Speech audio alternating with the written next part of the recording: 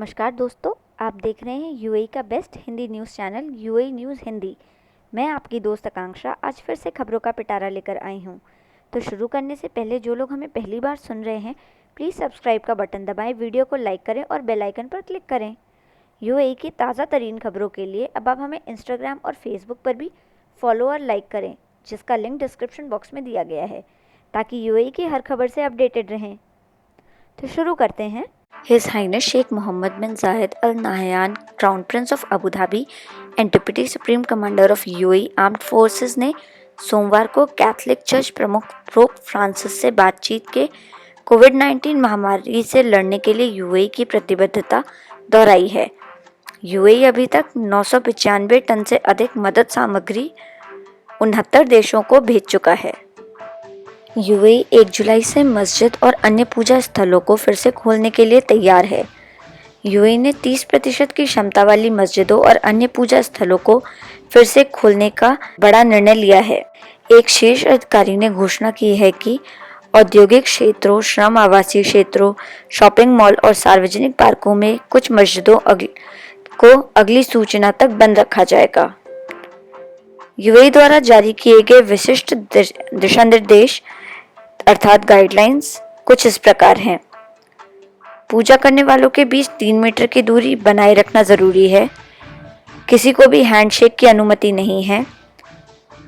पवित्र कुरान को पढ़ने के लिए उपासकों को अपनी प्रतियां लाना जरूरी है।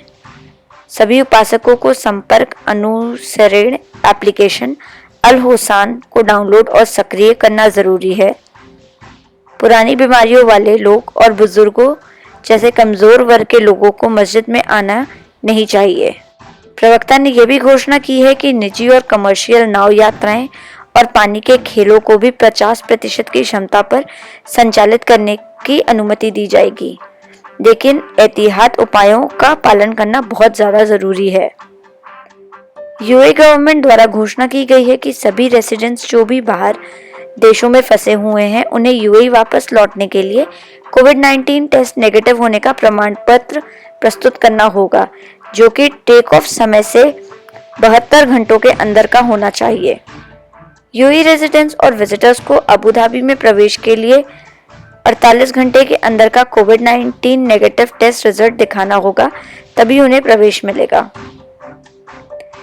एमिरेट्स एयरलाइन 1 जुलाई से 4 और स्थानों के लिए उड़ानें शुरू करेगी। यह स्थान है कायरो, ट्यूनीशिया, कोलंसो एवं माले। इनके साथ ही जुलाई महीने में कुल 52 स्थानों के लिए एमिरेट्स की उड़ानें शुरू हो जाएंगी। Emirates Authority for Standardization and Metrology द्वारा घोषणा की गई है कि यूएई स्कूल बसों की सुरक्षा आवश्यकताओं के अनुरूप अपग्रेड करना होगा।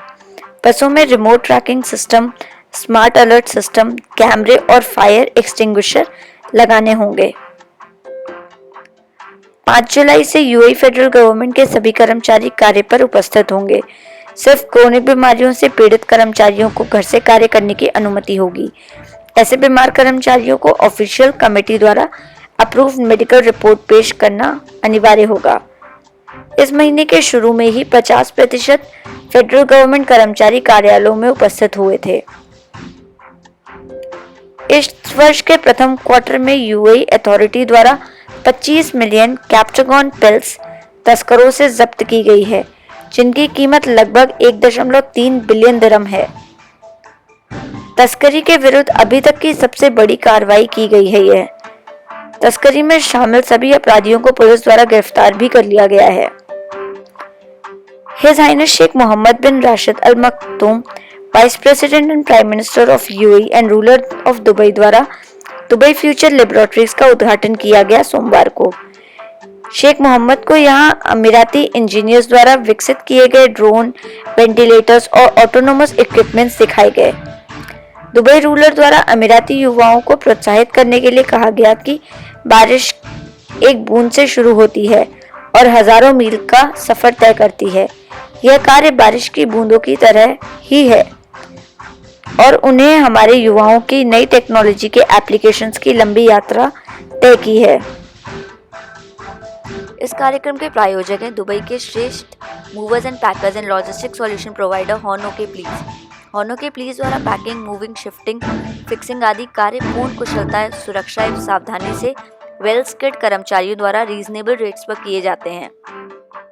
होनो के पुलिस द्वारा कंपनीज को लॉजिस्टिक सॉल्यूशन जैसे रेंटल ट्रक्स, बाइक्स, ट्रेलर्स आदि सभी उपलब्ध कराए जाते हैं। संपर्क के लिए वेबसाइट होनो के पुलिस को विजिट करें और कॉल करें। डिस्क्रिप्शन बॉक्स में सभी डिटेल्स दी गई हैं। इंडियन एम्बेसी द्वारा रविवार को एयर इंडिया की स्पेशल फ्लाइट्स के टिकट्स की डायरेक्ट सेल की घोषणा की गई थी। इंडियन काउंसलेट ऑफिस दुबई में ऑफिस खुलने के पहले ही टिकट खरीदने के लिए लंबी कतारें आज सुबह से ही लगी हुई थीं। काफ़ी भीड़ जमा हो गई। टिकट कुछ ही समय में पूरे की पूरे बिक गए। दिल्ली, लखनऊ और हैदराबाद के सभी टिकट बुक हो गए। सिर्फ केरल सेक्टर के कुछ टिकट बकाया बचे थे, जो कि तेजी से बिक रहे थे। ज़्यादातर लोगों को बिना टिकट लिए ही खाली हाथ घर वापस लौटना पड़ा। भीड़ इतनी बढ़ गई थी कि उसको नियंत्रण करने के लिए वहां पे दुबई पुलिस को भी पहुंचना पड़ा। भारत में फंसे हुए कुछ यूएई रेसिडेंट्स वापस आने के लिए महंगी बिजनेस जेट फ्लाइट्स के लिए 15,000 दिरहम तक का भुगतान करने को तैयार हैं। भारत से यूएई आने के लिए अभी तक स्केड्यूल्ड फ्लाइट्स शुरू नहीं हुई हैं। दुबई में काम करने वाले भारतीय मोहम्मद मुसन्ना खान अपने पिता की मौत के बाद मां और गर्भवती पत्नी को थोड़े दिनों के लिए यहां दुबई ले आए थे। उन्हें क्या मालूम था कि परिस्थितियां इतनी बदल जाएंगी। लॉकडाउन के कारण वापस भारत भी नहीं भेज सके। 15 जून को उनकी पत्नी ने एक कन्या को जन्म दिया।